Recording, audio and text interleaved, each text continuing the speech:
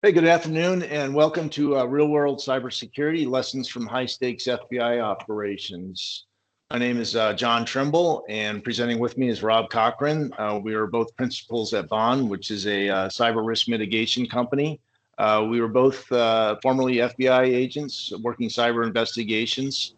And so the genesis of our company is from when we would go out and make notifications to organizations that have been hacked.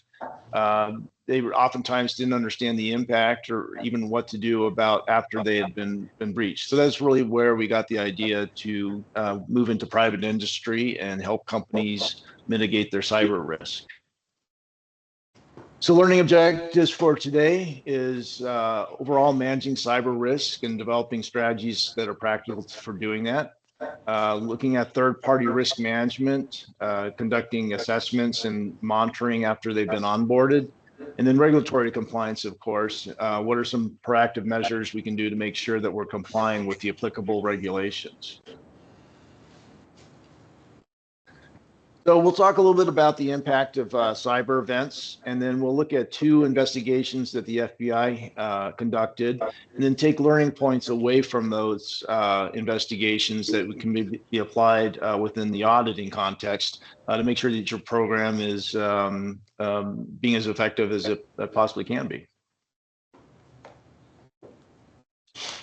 So if you can imagine waking up to find your company's data being held hostage by a ransomware event and a hacker demanding ransom, this is not a hypothetical scenario. This happens quite frequently. In fact, this past year, we came across a law firm that had over 1,000 employees having a significant ransomware event. And they were down for a week. Their entire system was compromised. And the word was that if they were down for another week, they were going to be permanently out of business. This is a firm that had been around for well over 100 years across multiple states, and very established firm. They did come back up after a couple of days, but you can imagine in the time that they were down, word got out that they had been breached. Clients were steering work to other firms.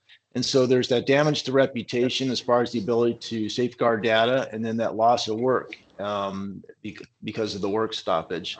So one thing we want to make a point during this presentation is that cybersecurity, cyber risk is not an IT issue. It's one of corporate risk. It can have a tremendous impact on the existence of an organization, either through reputation or fiscal loss. And so just wanted to make that understanding that this is one of those risks that should be on the radar of every organization, along with the other risks that they're monitoring. So during the session that you're watching, there should be a poll that shows up that asks what your confidence level is in your risk management strategy.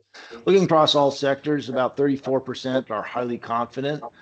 Generally, with organizations that are more sophisticated, will have a higher confidence level in their organization's strategy. So this is information that was collected by the FBI in 2023, looking at the different targeted industries. So you can see here that healthcare, finance, biotech, those sectors that are highly regulated are also highly targeted.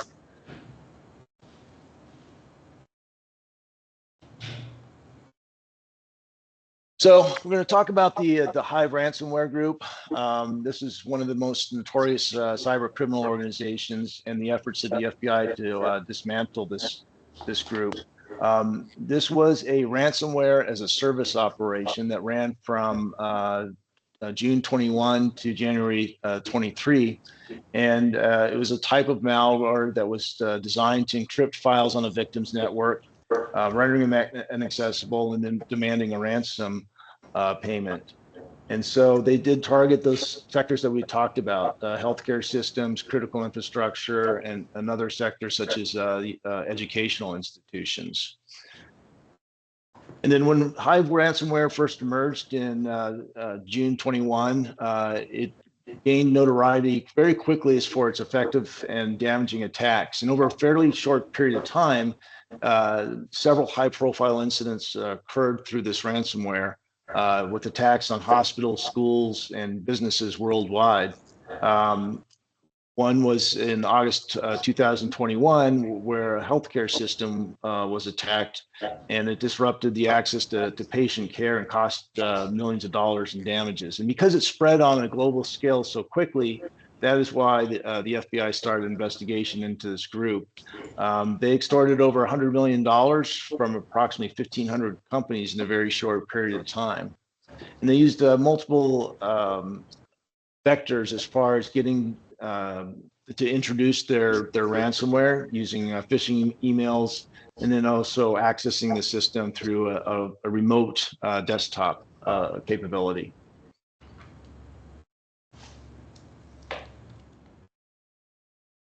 So cyber attacks are not just a IT issue, that they represent that existential risk to businesses. And so oftentimes we're talking about, protecting data and looking at it as records and information that we protect. I want to play the short video that was a newscast about a hospital that was affected, to show that it's not just data that we're worried about. It can actually have effect on people's lives.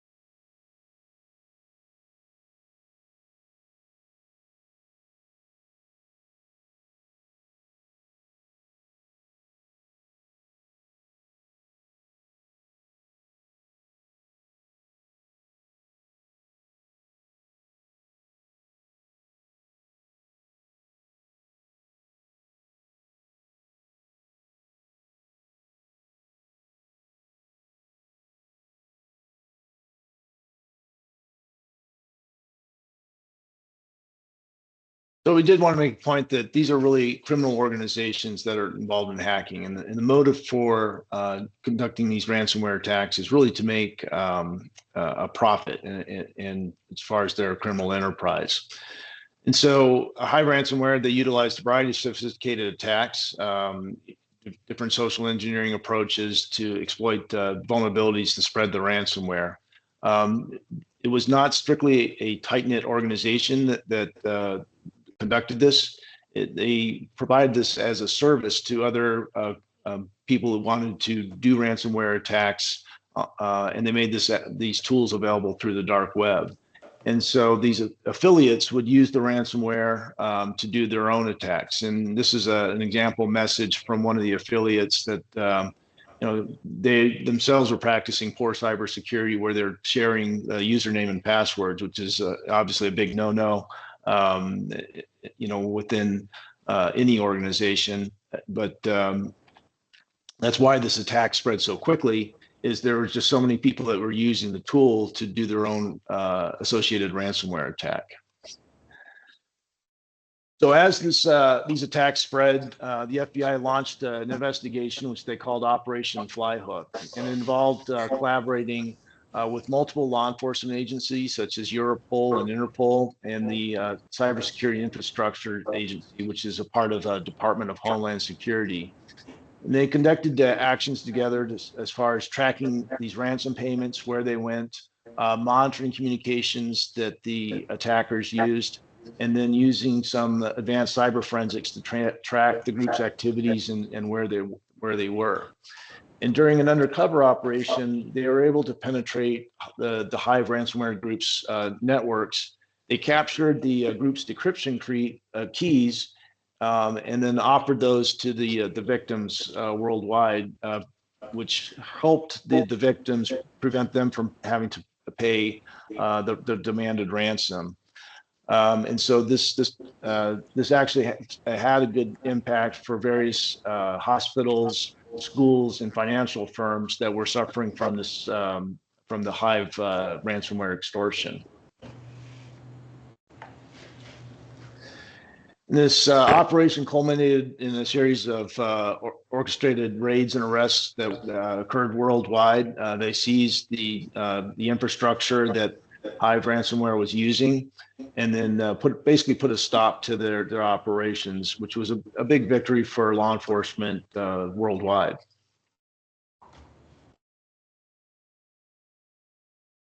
Okay, so I'm going to hand this off to Rob, and he's going to talk about extrapolating the FBI's actions and how we can apply that from an auditor's perspective. Hey, thanks, John. Hi, folks. Thanks for having us today.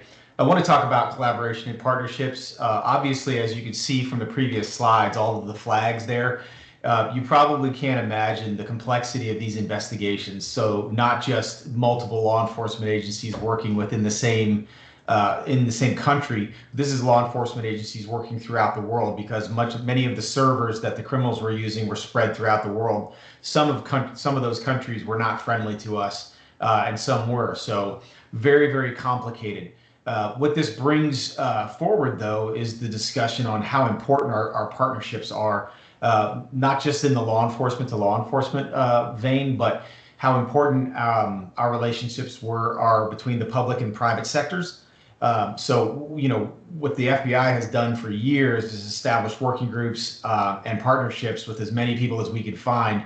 Gone are the days of the FBI taking and not giving anything back. So we've established work groups between the information security folks, intelligence analysts, intelligence resources, such as the FS ISACs and some of the other ISACs that CISA uses. And then the partnerships, ultimately, when a company becomes a victim, giving them a resource to turn to help understand, like, what are the next steps? What do I do? We've seen so many of these types of cases and so many victims that we've been able to establish pretty good and pretty quick responses to these things to help victims, both how to stop being a victim, but also provide them resources in terms of incident response that they may or may not be aware of. Next slide, John. Well, one of the key things here, that we talk about when we go out is, the proactive nature of how can we prevent these things from happening in the first place. One of the major issues is employee awareness and training. 80% up to 90% of the vast majority of these types of cyber incidents are caused by an employee clicking on a file or an employee doing something. The reality is that we're only as strong as our weakest link. And unfortunately, we can have a ton of systems in place that protect all of the stuff through defense in depth, and we have all these advanced technical capabilities. But ultimately, it's the employee who is going to be the first and last line of defense. So we offer a lot of training in these. Like, we advocate for employees to be trained. Our company does proactive training in terms of, we do phishing campaigns. Many of you are probably aware of this. In fact, from a regulatory and compliance standpoint, training is one of the top 3 things, especially within some of the frameworks that we work within, the national frameworks that we work in. Training is an absolute necessity, because a trained employee is an employee who looks for those inaccuracies, much like the auditors do. They look for those differences in the deltas in between what should be and what is. And a trained employee can make that decision not to click on that link, or to question the email that got sent from the CEO, because they've been trained to do so. And it's a culture that gets built up in a corporation, a culture of security, because the companies reward employees for being thoughtful in that regard. Yeah, Robin, and I think mark of a really good training program is one that not just provides the regular training courses, but takes those real world events that actually affect the organization itself.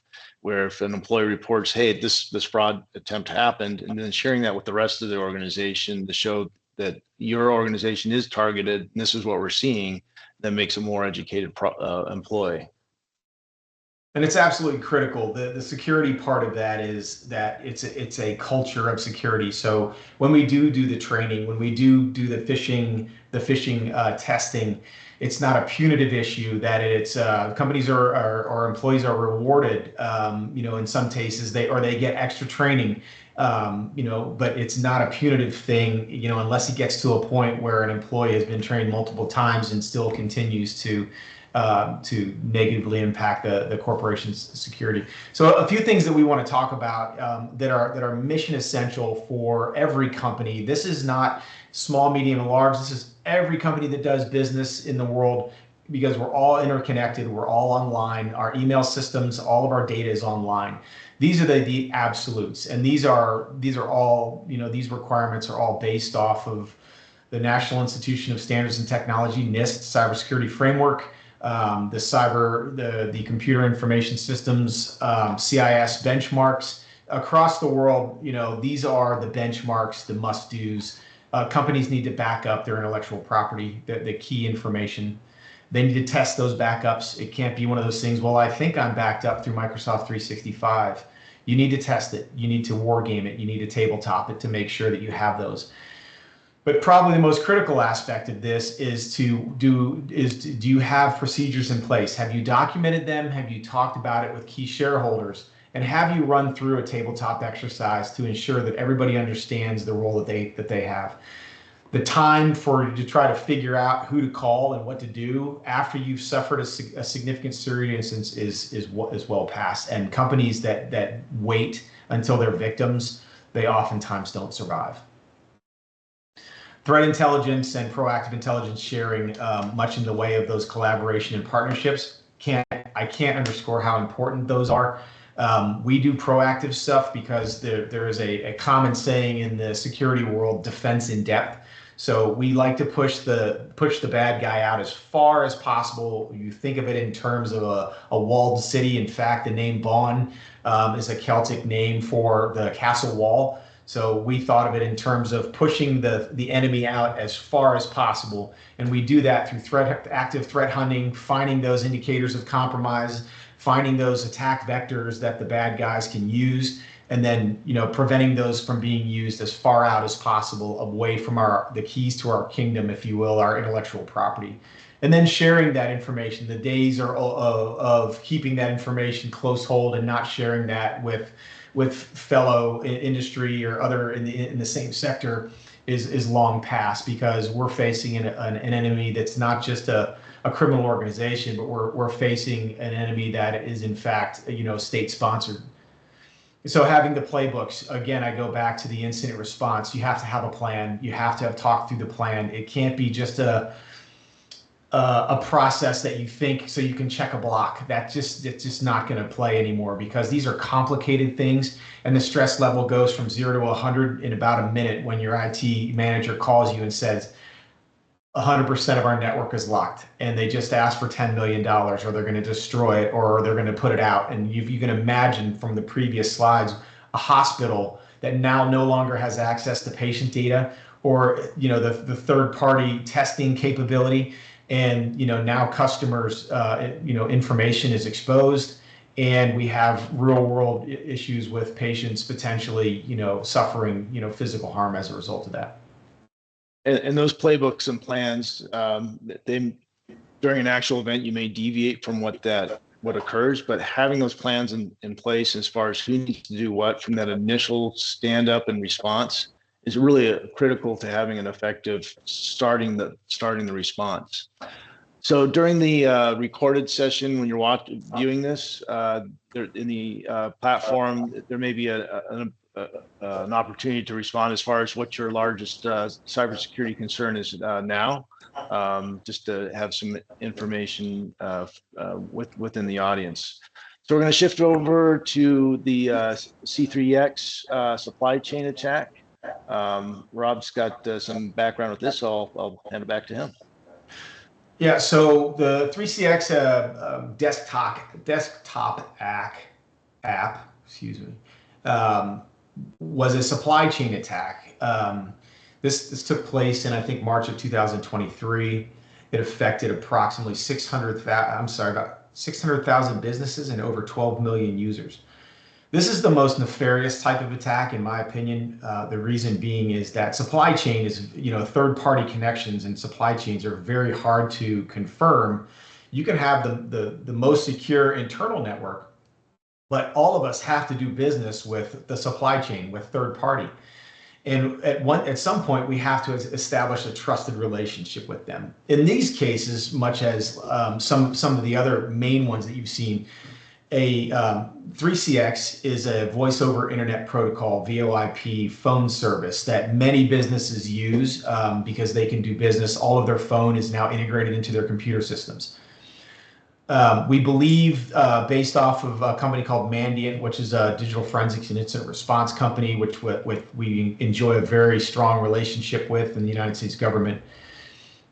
We believe that the North Korean military was responsible for injecting malicious software into a supplier of the 3CX software.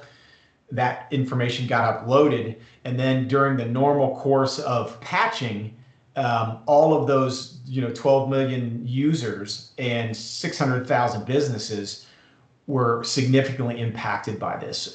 What the ultimate issue is that it was installed as a collection methodology, collection software. So the bad guys were able to pull all of the information from the unsuspecting users who were just doing what they should have been doing, was patching software on a regular basis. So you can understand how this lapse in trust could take place as a result of this. So what's a zero-day vulnerability? We believe that this was a response of a zero-day vulnerability. This is a vulnerability that the flaw exists, right? We know that an unpatched system is vulnerable to attack, but we don't know how it's vulnerable to attack until some bad guy discovers how it's vulnerable to attack. We haven't seen this in the wild before. It's not cataloged by the international catalogers of cybersecurity viruses. An attack ensues that uses this particular software for the first time, and then all of the alarms start going off across all of the cyber cops throughout the world. It's like, we haven't seen this before, and we call that a zero-day vulnerability. They're absolutely rare for their use, as most bad guys use off-the-shelf, typical off-the-shelf malware, or they convince an employee to give them permission to have access to systems.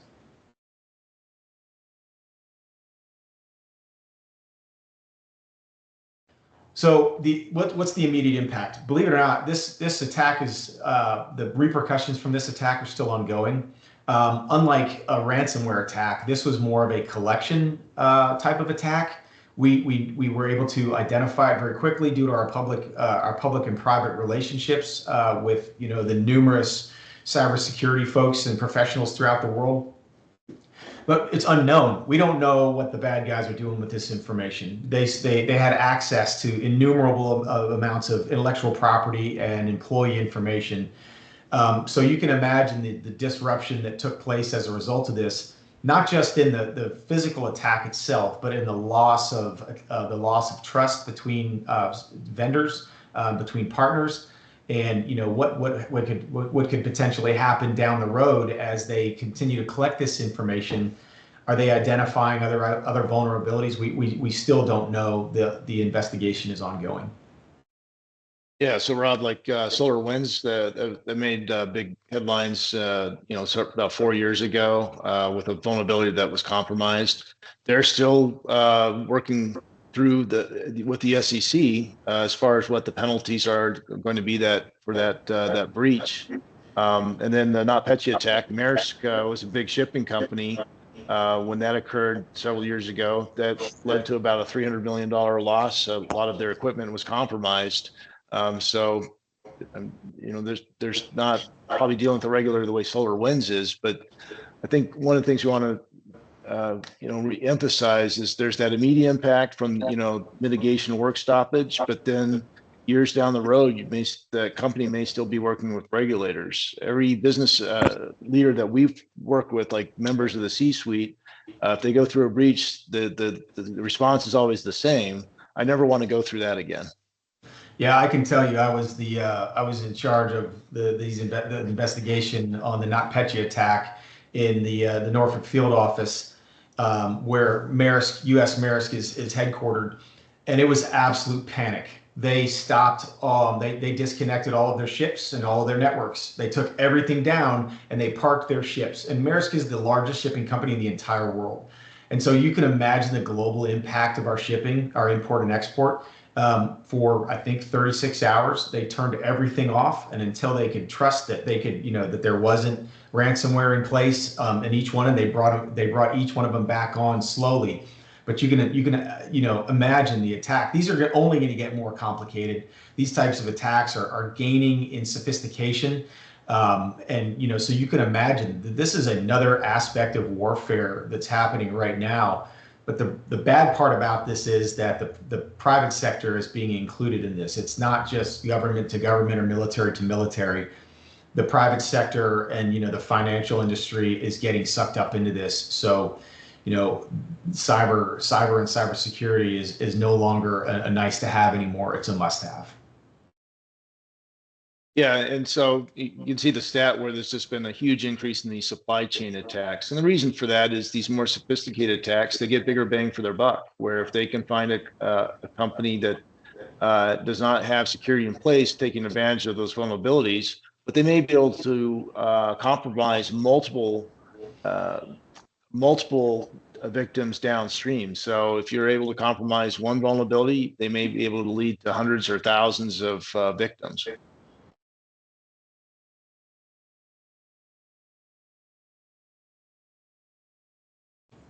So, this is a good story, after a bad event. 3CX did everything that they should have. They immediately upon notification of the incident halted the distribution of their compromised updates. They issued patches to stop this. They took the bad patch off and implemented this. And they collaborated immediately with industry-leading cybersecurity experts to investigate this breach. The FBI is the lead cyber investigation entity within the United States government. We have relationships, across 160 countries with the world's best cyber investigators, and not just in the government but in the private sector. So bringing us in early allowed us to utilize our relationships and partnerships internationally, where many of these servers were hosted, and in order to see some of the connections between the command and control servers that the bad guys were using. So taking away their ability to take any additional action. And then, you know, the role of the cybersecurity community. This became a whole of cyber approach, a whole of government approach, because, you know, 12 million users, 600,000 businesses. This wasn't like I said, a government to government issue. This was impacting,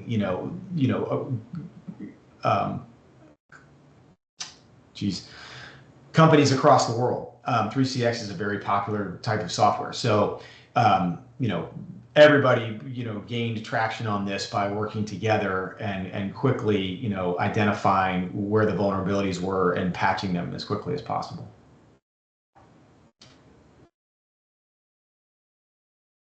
So, you know, we talk about regulatory, you know, you guys are auditors, and, you know, from an FBI standpoint, we're true believers in regulation and compliance. It's how, you know, we base our investigations.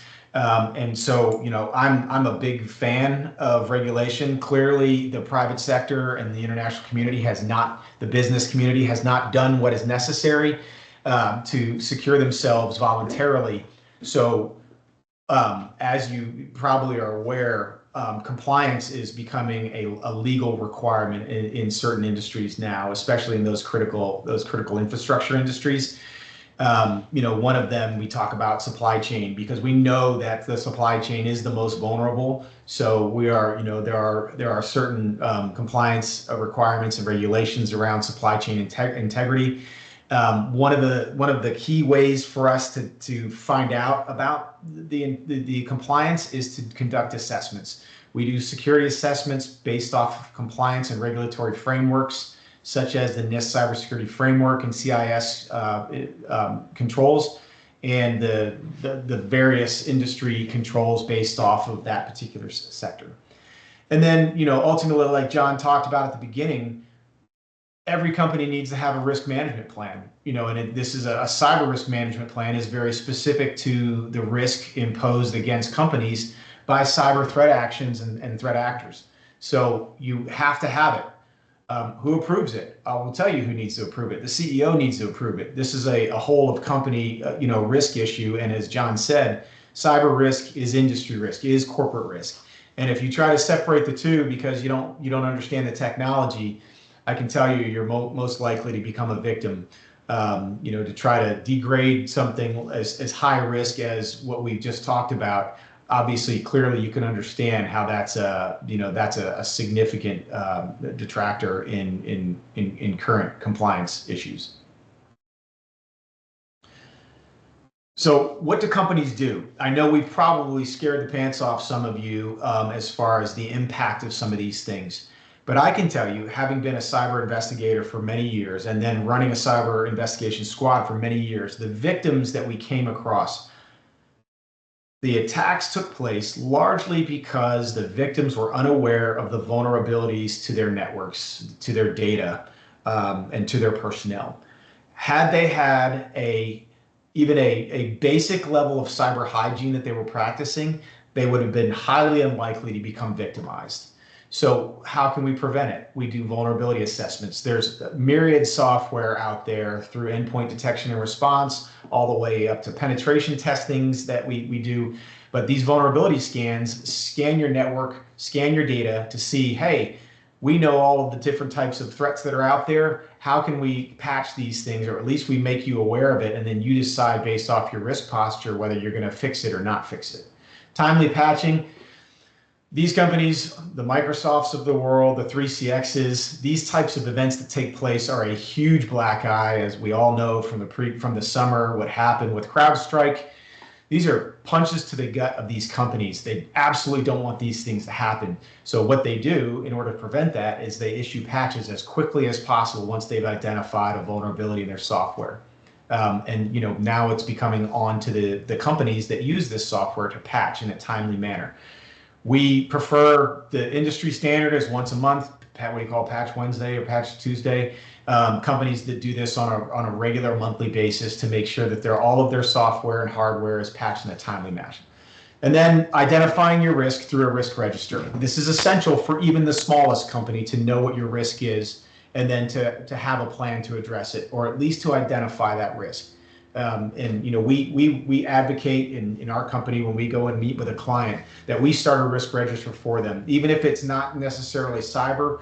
Starting that basic risk register is an essential part of being able to prevent these types of events from happening.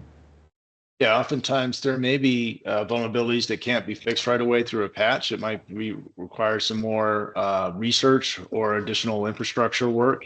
And having a risk register to track those long-term issues instead of just having fall on the floor is essential. Not only knowing what the risks are, but also keeping track of it over a course of a period of time to see, are you reducing the risk, and are you addressing these vulnerabilities that have been found.